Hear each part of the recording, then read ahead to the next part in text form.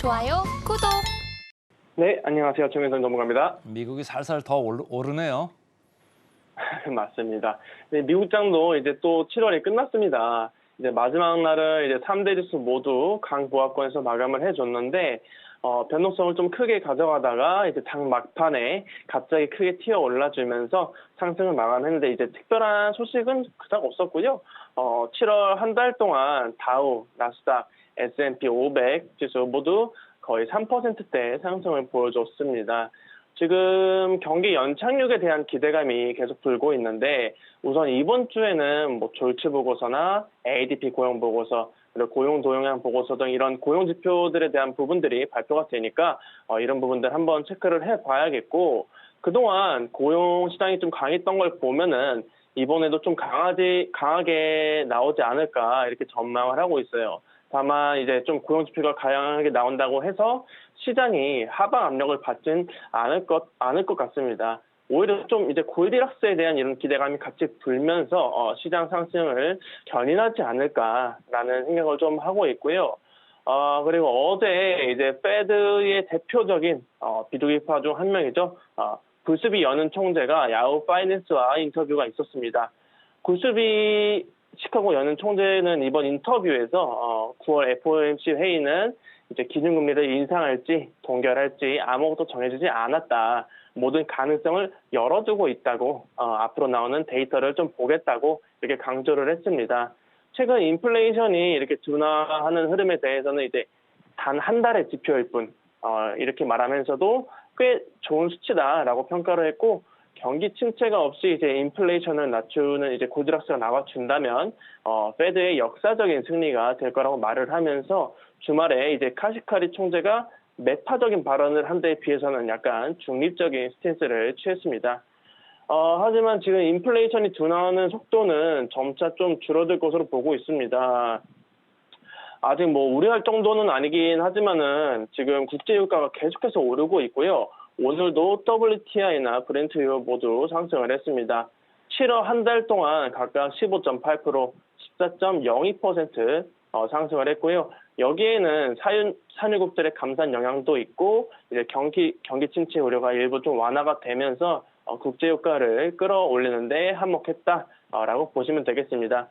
다음 주 10일에 이제 석유 수출기구 오펙 월간 보고서 좀 발표가 될 예정인데, 여기서 어떤 내용들이 나올지를 한번 지켜봐야 되겠다라고 말씀을 드릴 수가 있겠고, 자, 그리고 이제 중국은 리튬, 갈륨에 이어서 이제 드론 장비까지도 수출을 제한을 하겠다고 합니다. 중국 상무부는 성명을 통해서 이제 드론 엔진, 레이저, 통신 장비 및 안티 드론 시스템, 이런 드론 관련 장비에 대한 수출 제한이 9월 1일부터 시행될 거라고 예고를 했고요. 여기에는 이제 또 주말 동안 바이든 대통령이 8월 중순까지 이 반도체에 관한 이런 수출 제한 행정명령 사인을 하겠다고 하니까 이에 대한 보복성으로 좀 이런 발표를 한 게 아닌가라고 생각을 하고 있습니다. 이제 앞으로는 이제 시장이 미국과 중국에서 또 어떤 자원과 그리고 어떤 장비들에 대한 수출 제한을 둘지를 더 많은 관심을 가져야 되겠다라고 좀 생각을 하고 있고요. 일단은 지금 이제 기업들의 2분기 실적 발표가 계속 이어지고 있으니까 여기에 먼저 좀 주목을 하자라고 말씀을 드릴 수가 있겠습니다. 오늘도 소파이 테크놀로지스가 이제 시장 예상치를 상회하는 실적에 좀 급등을 했죠. 팩트셋에 따르면은 지금까지 올해 2분기 실적을 발표한 기업들 중 이제 80% 이상이 시장 예상치를 상회하는 주당 순이익을 발표를 했고, 64% 이상은 예상치를 상회하는 매출액을 발표했다고 합니다. 이번 주에는 이제 애플, 아마존 이런 빅테크 기업들을 필두로 해서 스타벅스, 모더나, 퀄컴, 코스트코 등 이제 주요 업체들이 2분기 실적을 발표를 하는데, 이번 2분기 실적뿐만 아니라 앞으로의 실적 가이던스까지 좀 눈여겨보자라고 말씀을 드리도록 하겠습니다. 오늘 아침 뭐 정혜성 전문가 이렇게 이런저런 토픽들을 가져와서 얘기를 했는데 제 눈길을 끄는 거는 국제유가 강세가 계속 되고 있다는 점이지. 아무래도 지난번 보니까 쉐브론 주가도 3% 이렇게 올라갔고 우리나라에서도 최근에 보면은 저희가 뭐 센티멘털 펀더멘털 코너에서 얘기했습니다마는 S-오일도 주가가 많이 오르고 SK이노베이션도 주가가 많이 오르고 해가지고 에너지 관련주를 당분간 좀 봐야 되는 거 아니냐 이런 생각을 좀 해볼 수가 좀 있겠고요. 미국하고 중국하고 이런 갈등 속에서 중국 경기 상당히 이렇게 지금 내려가고 있는데 이걸 갖다가 어떻게든지 지금 경기를 부양하려고 하다 보니까 기름을 더 쓸 수밖에 없는 그런 구조로 결국은 가는 거잖아요. 우리 시장도 어제 보면 건설기계 쪽 계속 올랐고 시클리컬 그러니까 중국 경기에 의존을 많이 하는 경기 순환주들 주가가 많이 올랐거든요. 그러니까 중국 쪽 뉴스를 계속해서 좀 주시를 해야 되겠다 이런 생각들을 좀 해보고요. 그다음 자 개별 기업으로 가서 월마트 뉴스를 좀 살펴볼까요? 네, 이제 월마트도 이제 좀 인도 시장을 주목을 하고 있는 것 같습니다. 월마트가 인도 최대 이제 전자상거래 업체 플리카트의 지분을 추가로 좀 인수를 했다고 하고요. 월마트 같은 경우에는 지난 2018년에 플리카트 지분 77%를 이제 $160에 인수한 이후에 이번에 최근에 좀 추가로 지분을 매입을 한 건데 그동안 월마트가 이제 영국, 브라질, 일본, 아르헨티나에서 좀 사업을 매각한 것과는 대조적인 모습입니다. 어제 말씀드렸던 애플도 그렇고 AMD도 그렇고 지금 전 세계의 이제 대기업들이 인도 시장에 좀 눈을 돌리고 있는 상황이라고 볼 수가 있겠고요. 그리고 이제 옐로라는 이제 미국의 트럭 운송 대기업 이 옐로라는 기업이 오늘 좀 폭등을 했습니다. 99년 역사를 이어던 이 트럭 운송 대기업 옐로가 지금 아웃소를 겪고 있다고 생각이 드는데요. 옐로 같은 경우에는 이제 12,000대 이상의 트럭을 보유한 기업인데 그동안 경쟁사 합병 과정에서 생긴 부채 부담을 좀 덜지 못한 데다가 그리고 임금이 좀 오른 영향에 지금 노사 갈등도 지금 계속 깊어지면서 결국에는 영업을 중단을 하고 파산 보호 신청을 준비한다고 합니다. 문제는 이제 옐로가 이제 파산을 한다면은 약 3만 명의 일자리가 좀 사라질 위험에 처했다는 건데 앞으로 좀 어떻게 대응을 해나갈지를 좀 지켜봐야 될 것 같고요. 그리고 자, AMC 엔터테인먼트 홀딩스도 오늘 좀 시장에서 급등을 했습니다. AMC 같은 경우에는 이제 지난 21일에 발표했던 영화 바비 그리고 오펜하이머가 강력하게 좀 흥행을 하면서 지난주 입장 수익 기준으로 역대 최고의 박스 오피스 실적을 기록했다고 발표를 했습니다. 바비와 오펜하이머가 너무 잘 나가니까 이 두 영화를 합쳐가지고 바벤하임으로 좀 불리기까지 하는 상황인데 지금 전 세계적으로 좀 흥행을 하고 있다고 하니까 날도 더운데 시원한 실내에서 주말에 한번 보는 것도 좋을 것 같다는 말씀까지 전해드리도록 하겠습니다.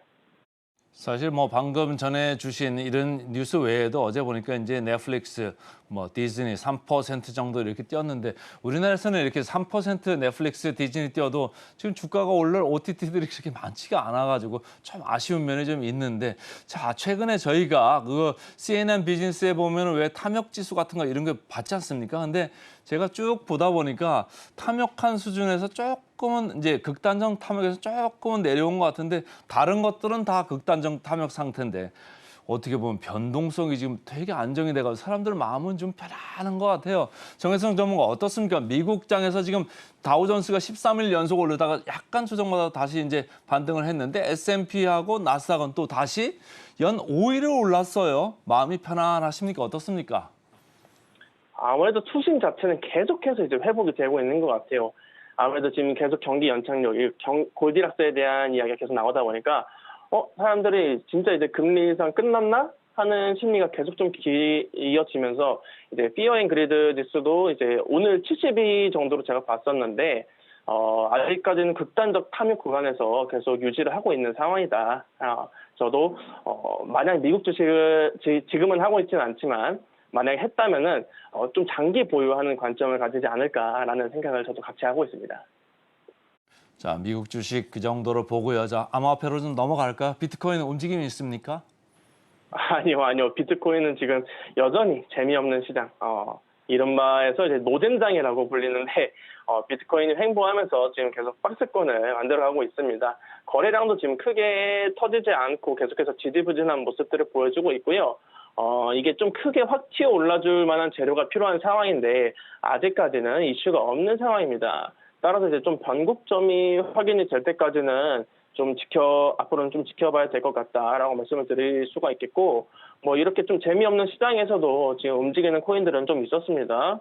바로 이제 비트코인 하드포크 계열의 이제 코인들인데, 비트코인뿐만 아니라 알트코인의 대장 이제 이더리움, 리플이 좀 밀리는 약세장에서도 유일하게 좀 급등을 했었어요. 어제 뭐 비트코인 캐시, 비트코인 SV, 비트코인 골드, 뭐 이렇게 비트코인에서 분리된 코인들이 좀 급등을 했었고, 특히 비트코인 골드가 전일부터 이제 좀 눈에 띄게 폭등을 했었습니다.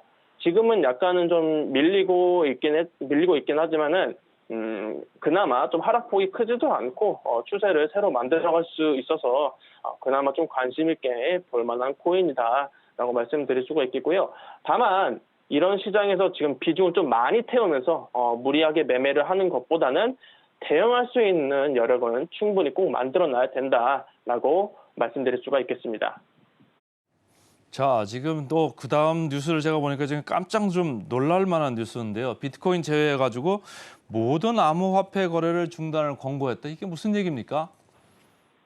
자, 암호화폐 시장이 좀 하방 압력을 크게 가할 만한 이슈가 어제 나왔는데, 미국 증권거래위원회 이제 SEC에서 비트코인을 제외하고 이제 모든 알트코인, 이제 가상자산에 대해서 거래를 중단할 것을 권고를 했다고 합니다.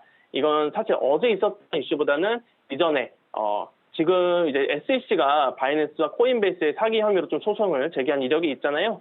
이 과정에서 코인베이스 CEO에게 이제 소송 전에 이렇게 얘기를 했던 건데, 코인베이스 CEO는 이런 권고를 수용하지 않았다고 좀 밝혔습니다. 미국에서는 이제 SEC가 가상자산에 대한 이제 법적 관할권을 가질 수가 있을지가 가장 큰 이슈인 것 같은데, 최근에 법원이 리플랩스의 손을 들어준 걸 보면은 SEC가 가상자산 시장에 개입하는 건 좀 쉽지 않을 것으로 보여진다. 그러니까 너무 크게 걱정할 필요는 없어 보인다라고 생각을 하고요. 바이낸스는 지금 최근 계속해서 이슈를 좀 내보내고 있는데, 일본에 이어서 이번엔 두바이 시장에 발을 들일 전망입니다. 이제 바이낸스는 이제 라이선스를 통해서 두바이 현지의 기관 또는 자격을 가진 개인 투자자를 대상으로 매매 거래와 브로커 딜러 서비스를 제공할 수 있게 됐고요. 그동안 시장 점유율이 좀 떨어졌던 바이낸스였는데, 이런 움직임들이 다시 한번 점유율을 끌어올릴 수 있는 모멘텀이 될지 한번 주목해보자라고 말씀을 드릴 수가 있겠고, 자, 그리고 국내에서는 어제부터 이제 내일까지 이제 서울 웹 3.0 페스티벌 2023 행사가 열리고 있는데, 여기에 크립토닷컴이 메인 스폰서로 참가했다고 합니다.